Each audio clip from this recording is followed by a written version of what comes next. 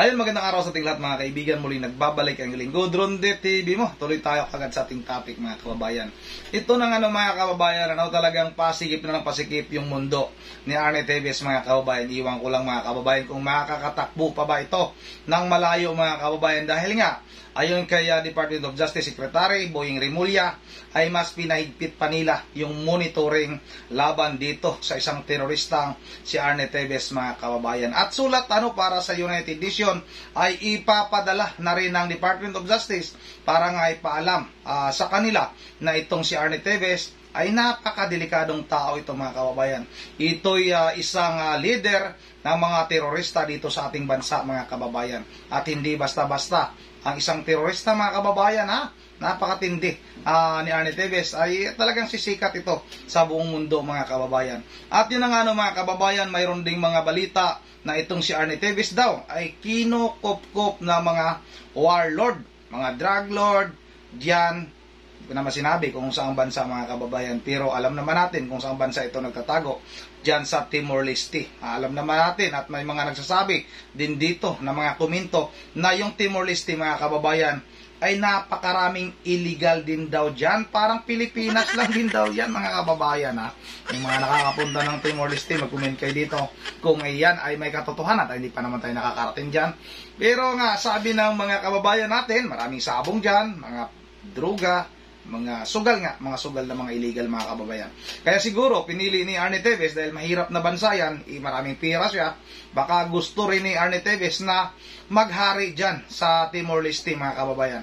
At meron pang haka pa rin ito, wala pa naman katotohanan, na nag-apply na nga daw ng pangalawang political asylum itong si Arnie Teves dyan sa Timor-Leste mga kababayan. Iwan ko lang kung hindi ba ulit ma-deny yung kanyang ginagawang pag-apply nga ng asylum dyan sa Timor-Leste mga kababayan. Ito na nga wag na nating patagalin, sabay-sabay na natin itong panoorin. Arnie Teves, sir, may update na po ba tayo? Nakipag-coordinate na po ba tayo, sir, with the UN? I understand. Namin, we're looking at the final letter that we're writing the UN under the Anti-Terror Act because the duty of rendition is there. Kaya we're just collecting the documents and finalizing the print sa ating letter to the United Nations informing them the warrant of arrest against a known terrorist or designated terrorist. And we consider it our duty to inform the United Nations so that the United Nations may as well do its duty of informing all the member states about the duty of rendition to arrest Arnie Teves and company and to bring them back to the Philippines for trial. Noticeably, kung dati maingay po siya sa kanyang Facebook page, ngayon medyo na nahimik po si Arnie Teves. May monitoring pa rin tayo sa kanya? Meron. Actually, mas tight na monitoring natin ngayon kasi nga hindi biro ang terrorism. It is a crime against humanity. Kaya ito talaga sinisikap natin na alertuhin ang buong mundo sa bagay na ito. At lahat po, marami naman na nagbibigay sa amin pa ng mga iba't ibang balita tungkol sa mga taong yan. Kaya ito po yung aming sinasala at tinitingnan kung ano po rito ang aming papansinin at alamin bilang katotohanan sabagat hindi ipo po natin ang impormasyon sa araw-araw. Sir, nakaalis na siya dun sa area na ginagalawa niya or within that state? Andun pa rin siya. Andun pa rin. Southeast Asia pa rin. Supposedly under the protection of a few local warlords. Yun ang balita sa amin. Pero titingnan natin. Kasi ASEAN yan Under the ASEAN, we can actually ask them more upfront about what's happening in their country, especially somebody who is a known terrorist being harbored by anyone. Sir, may info lang po, i-verify lang po kung may natatanggap din kayo na nag-apply siya ng asylum, nagkubaga pangalawang subok? Hindi ko pa nakukuha yan kasi ang alam ko lang, naghahanap talaga ng paraan na makaalis at makalibre sa krimen na karumal-dumal na nangyari noong Marso 4, 2023 nung pinatay po si Governor Digamo at siyang pangtao sa pamamagitan ng mga pamamarel ng mga taong kanilang kinuha upang gawin ang karumal-dumal na krimen. Isang conspiracy ho yan to commit murder and terrorism against the people in Negros Oriental. Yan po yung talagang hindi natin kinalilimutan na dapat sabihin sa lahat po ng kinauukulan na hindi po biro ang makipagsabwatan sa ganitong tao. Iyon ang mga kababayan, hindi talaga biro. Kaya dapat lang talaga ay maaresto na yan. Kasi hindi nga talaga biro. Dahil nga may mga tauhan ito na mga talagang mga kababayan, yung sinasabi ng mga notorious na mga kriminal. Dandahan namang naubos na yung kanyang mga tauhan, mga kababayan. Hindi na lang natin alam kung sino-sino pa ba. Kasi nga, yung sikat lang na laging nababanggit, ginagawang hearing nga sa Senado, itong si Bubong Tanasan, Richard Cuadra, itong si Alex Mayagba.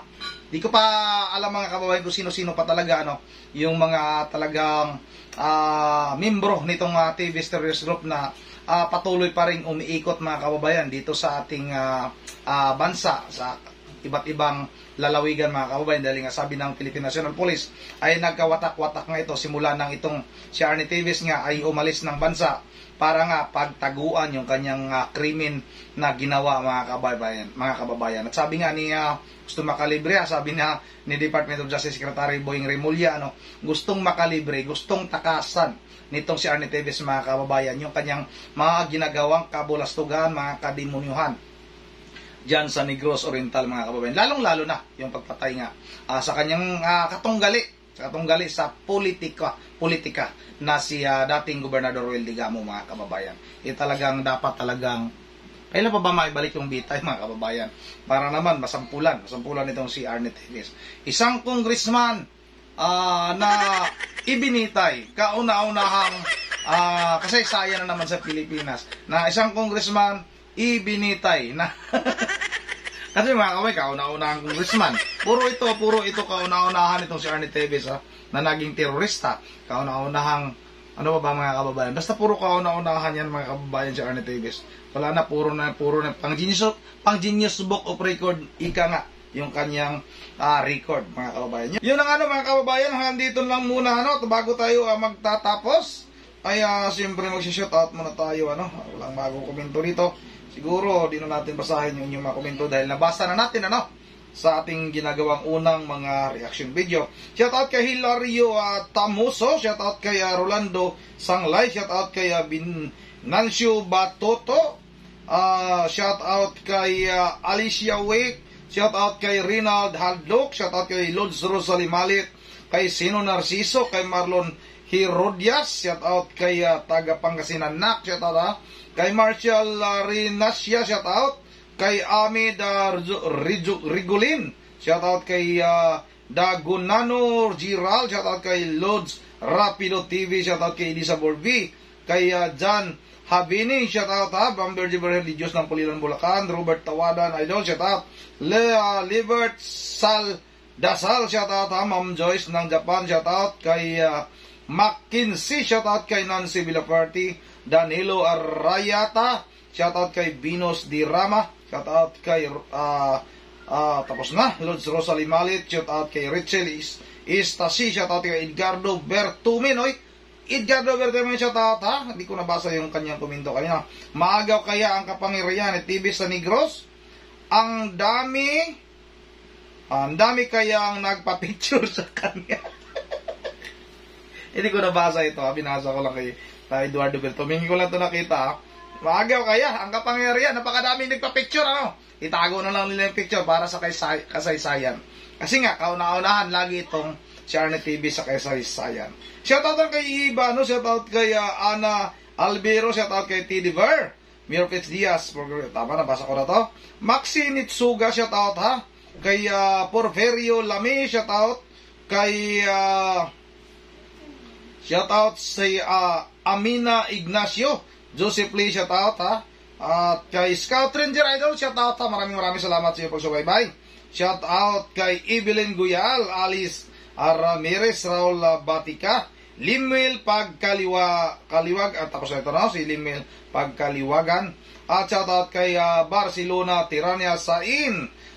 Shoutout kay Marjon Bato Malaki Idol, shoutout. Shoutout na rin kay Ronnie Bolandos.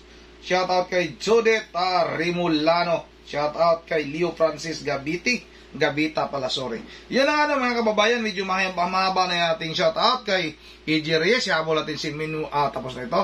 Shoutout kay Franklin Sapdin, Rom Orasyon Vlog, oy, shoutout ha, Rom Orasyon Vlog sa inyong mga subscriber dyan. Yan ang mga kababayan, hanggang dito na lang muna, at once again, this is Ronde TV mo. Kapo nga wala tayong upload mga kababayan. Maraming salamat, ingat ang lahat. God bless bawat isa sa atin.